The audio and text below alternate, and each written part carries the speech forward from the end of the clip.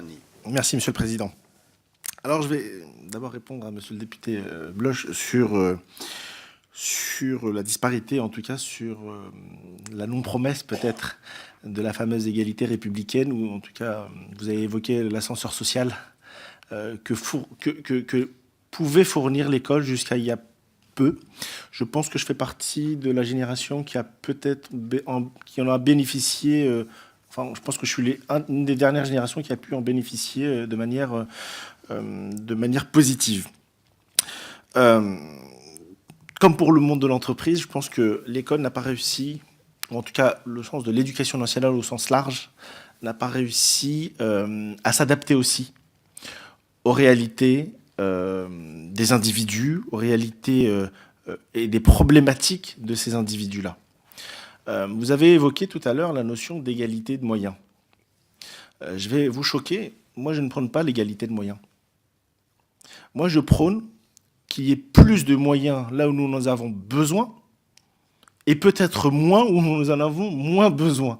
C'est peut-être dogmatique, mais je pense que c'est une notion que l'éducation nationale, à travers, et l'éducation le fait déjà d'une certaine manière, à travers un certain nombre de...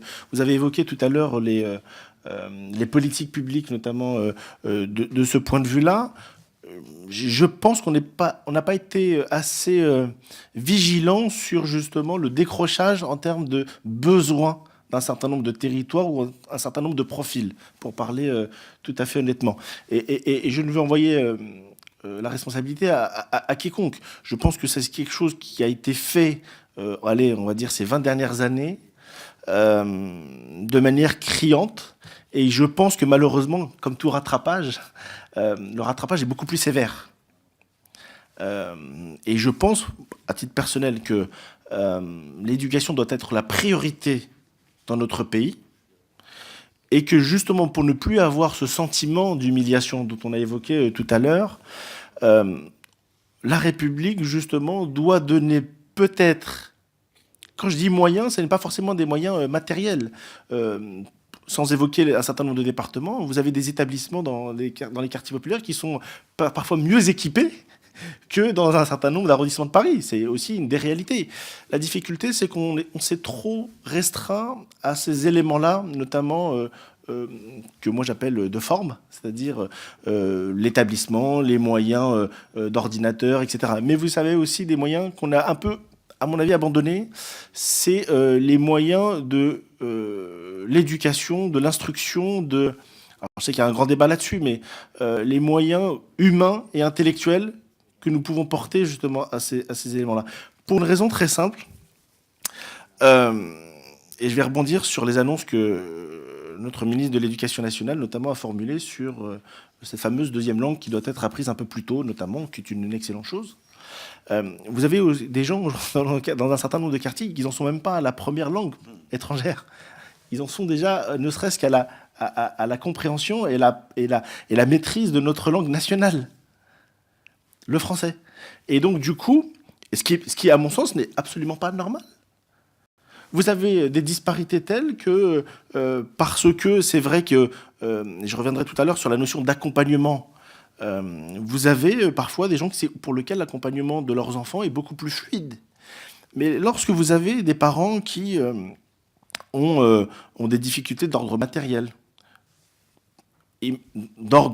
d'organisation, lorsque vous avez des parents qui doivent travailler parce qu'ils n'ont pas d'autre choix dans des lieux très éloignés de leur territoire,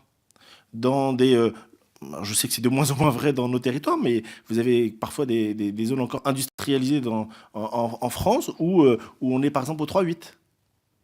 Lorsque vous avez l'accumulation de tous ces éléments-là, vous avez ce qu'on appelle un décrochage entre ces familles-là et peut-être des familles un peu plus aisées, non pas matériellement, mais aisées en termes de temps, en termes de compréhension, d'information.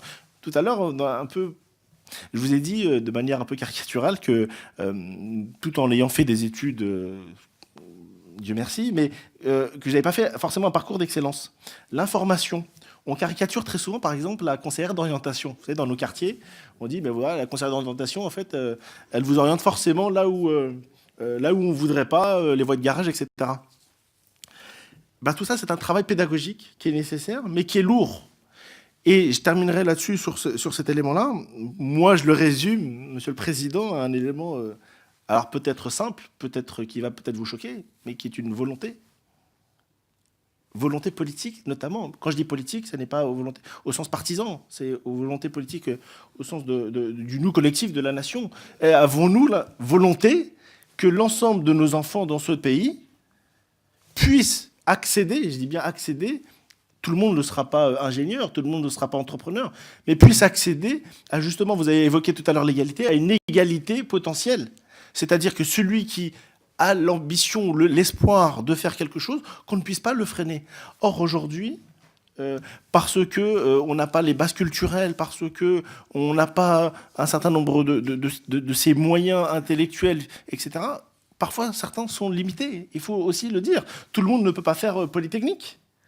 Mais en tout cas, celui qui le souhaite, il doit pouvoir le faire. Or, sans le caricaturer, dans un certain nombre de nos territoires, vous n'avez pas la possibilité, parce que l'éducation telle qu'on l'a pu la connaître dans notre pays pendant très longtemps, qui arrivait à hausser le niveau de l'ensemble de ces enfants, aujourd'hui, c'est de moins en moins vrai.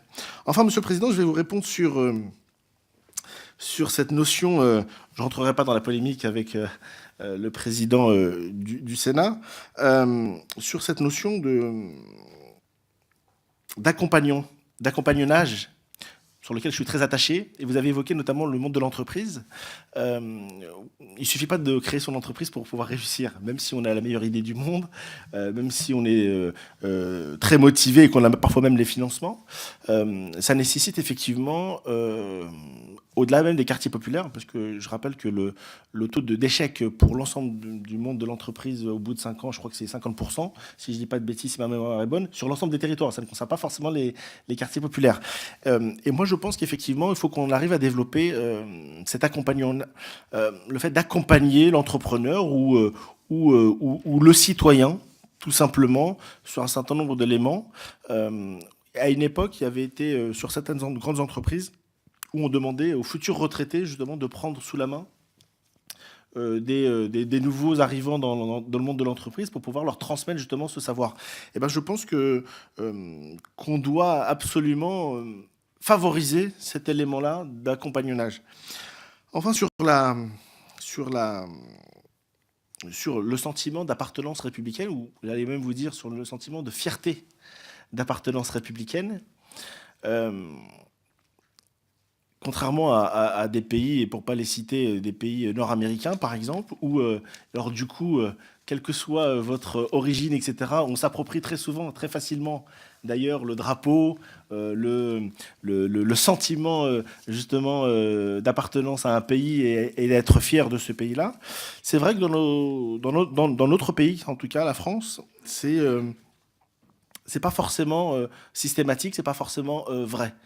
Et je pense, encore une fois, mais c'est encore une question de volonté, est-ce qu'on a véritablement la volonté et les moyens de le faire? Je pense que c'est une question de pédagogie. Sans rentrer encore une fois dans la caricature, appartenir à une nation, c'est aussi des devoirs. C'est des droits, mais c'est aussi des devoirs. Et je pense qu'il ne faut pas avoir peur, à mon sens, d'aborder ces questions-là, des devoirs. L'engagement est également, j'estime pour ma part, un devoir. Alors, je ne sais pas si on peut le réglementer ou pas, mais même si moi, je suis plutôt d'ordre très libéral, dans le sens où j'estime que chacun doit s'épanouir comme il le peut. Mais en tout cas, si on pouvait faire comprendre... Moi, il y a une notion, par exemple, très simple, et sans faire de la caricature, aux États-Unis, tous les matins, il y a un lever de drapeau, par exemple. Je vous parle des États-Unis parce que c'est un pays que je connais un peu. Il y a une levée de drapeau. Il serait peut-être intéressant de travailler pour voir si dans notre pays aussi, sur l'ensemble du territoire, en outre-mer ou pas, ou sur la métropole, qu'on puisse justement accompagner dès le plus jeune âge cette notion justement de patriotisme.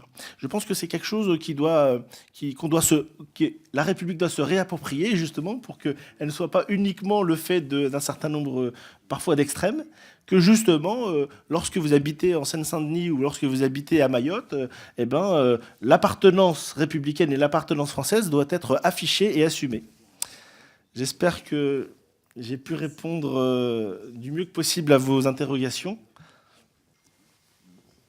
Merci, Monsieur Temsamani, d'être venu jusqu'à nous, de nous avoir fait profiter de votre expérience et de vos remarques. Merci beaucoup, Monsieur le Président.